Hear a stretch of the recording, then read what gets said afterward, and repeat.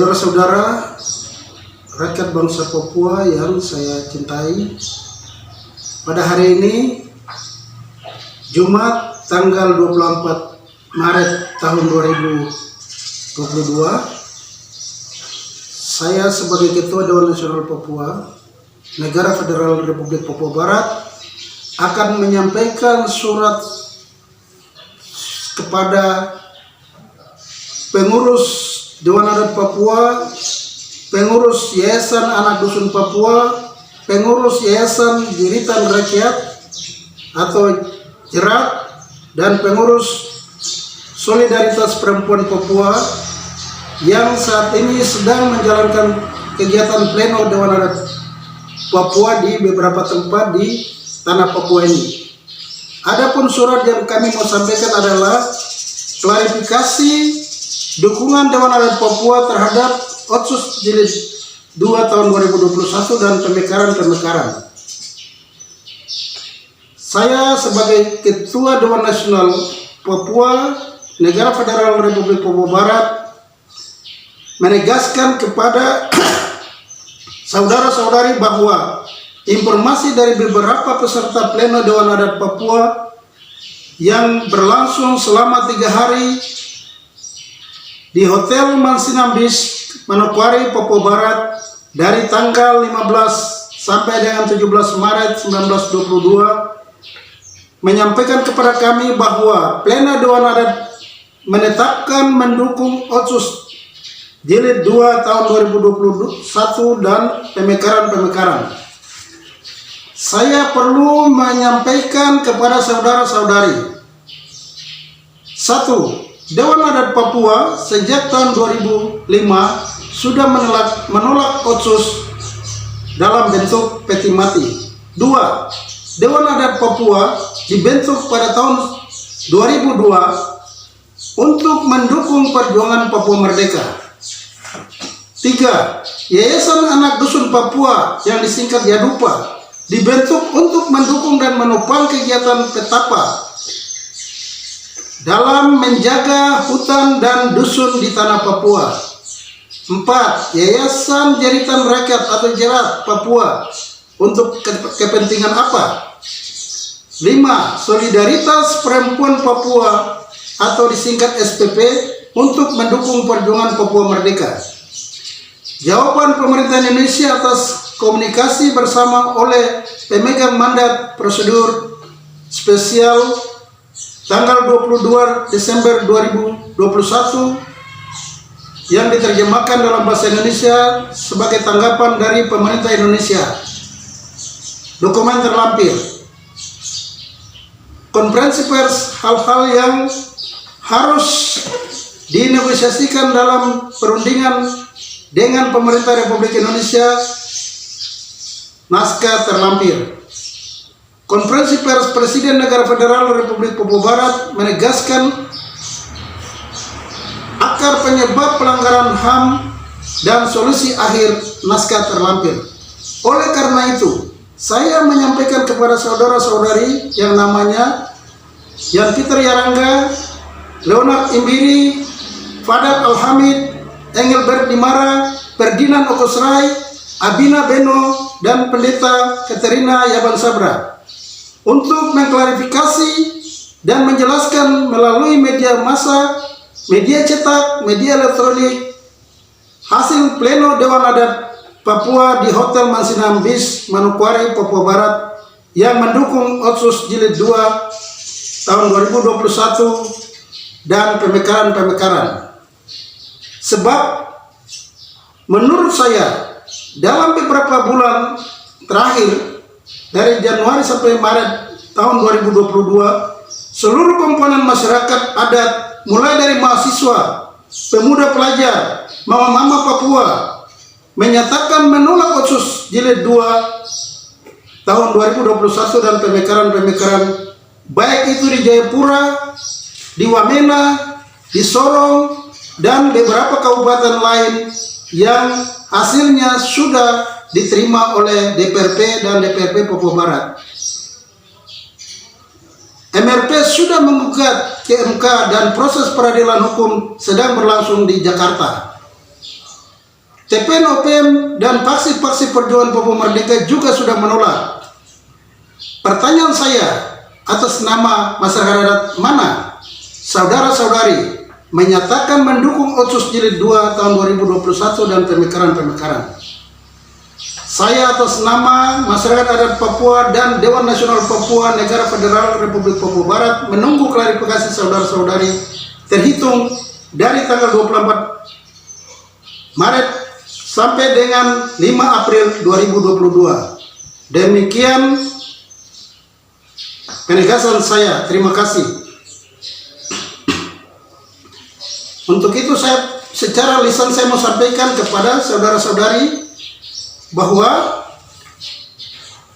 Dewan Adat Papua sejak tahun 2005 sudah menolak Otsus dalam bentuk peti mati, dan pada saat orasi-orasi itu yang tampil di atas panggung adalah saudara Fadal Al-Hamid, saudara Leo Imbiri di kantor DPRP Papua. Dan hari ini saudara-saudara mendukung Otsus. Ini pertanyaan masyarakat adat Papua. Siapa yang memberi mandat untuk saudara-saudara melakukan itu? Dan itu yang kami akan tunggu klarifikasi tanggal 5 April tahun 2022.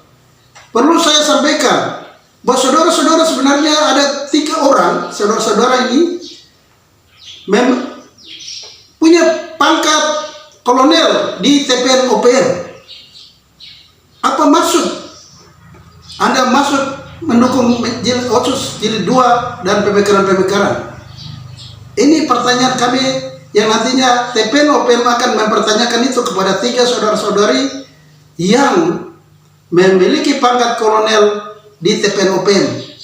Sedangkan menurut Negara Federal Republik Papua Barat bahwa itu mereka adalah pemimpin-pemimpin dalam lembaga tentara nasional Negara Federal Republik Papua Barat.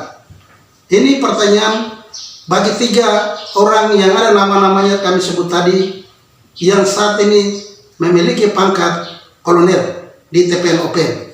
Selanjutnya, saudara Leonard Imbiri ini adalah anggota PDP. Oleh karena itu kami minta kalau mereka sudah pindah ke negara NKRI harus membuat pernyataan keluar dari TPN OPM dan PDP. Itu adalah pertanyaan-pertanyaan kami yang nanti akan dijawab oleh ke-7 saudara-saudari ini pada tanggal 5 April tahun 2022. Karena TPN OPM juga sudah menolak Otsus. Mahasiswa menolak sampai dihadang oleh polisi tentara Indonesia. Kenapa 7 orang ini terus jalan untuk apa itu menyatakan mendukung Otsus sosialisasi?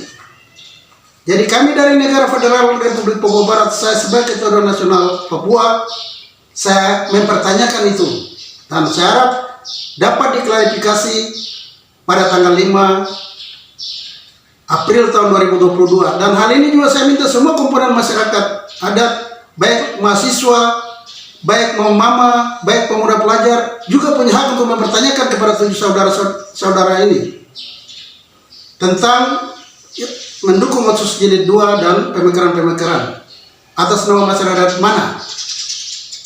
Dan juga kepada mama yang ada di dalam solidaritas perempuan Papua, supaya harap ini juga dipertanyakan kepada 2 ibu yang terlibat dalam dukungan Otsus Jilid 2 ini. Itu yang saya bisa sampaikan. Dan pada hari ini juga secara resmi kami akan menyerahkan surat kami kepada lembaga-lembaga yang tadi saya sebut, Dewan Adat Papua, Yayasan Anak Dusun Papua, Yayasan Jerat Papua, Pengurus Solidaritas Perempuan Papua. Hari ini kita akan sampaikan dokumen-dokumen ini.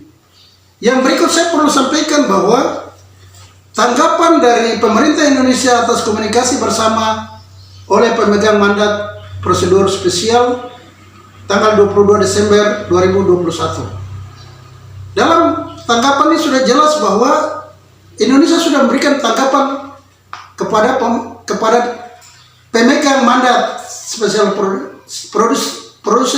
prosedur spesial Dewan HAM PBB. Di sini sudah jelas bahwa ada tentara-tentara yang mati banyak, polisi yang mati banyak. Ini siapa sebenarnya yang mempunyai skenario seperti ini? Maka kepada 7 orang ini kita perlu pertanyakan itu. Ini sudah ada ini. Maka jangan tipu-tipu Jakarta, minta uang, sekarang korban banyak, siapa yang tanggung jawab? Masyarakat banyak yang mati, banyak yang menderita.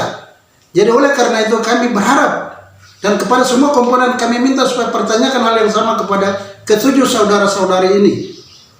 Siapa yang memberi mandat yang mengatasnamakan masyarakat adat Papua mendukung Otsus Jilid 2 dan pemekaran-pemekaran? Itu hal yang kami sampaikan dan kami akan serahkan dalam bentuk surat resmi kepada lembaga-lembaga yang kami sebut tadi itu. Dewan Adat Papua, Yadupa, Jerat, dan SPP. Itu hal yang kami sampaikan pada kesempatan ini. Kami berharap semua pihak harus melihat ini hal, sehingga jangan penderitaan ini terus berkepanjangan karena ulahnya ketujuh orang ini. Kita mau penderitaan itu segera berakhir.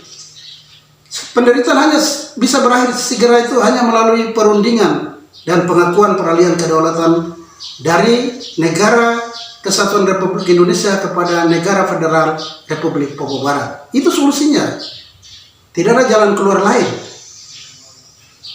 Kira-kira itu yang saya bisa sampaikan dalam konferensi pers ini. Sekian dan terima kasih.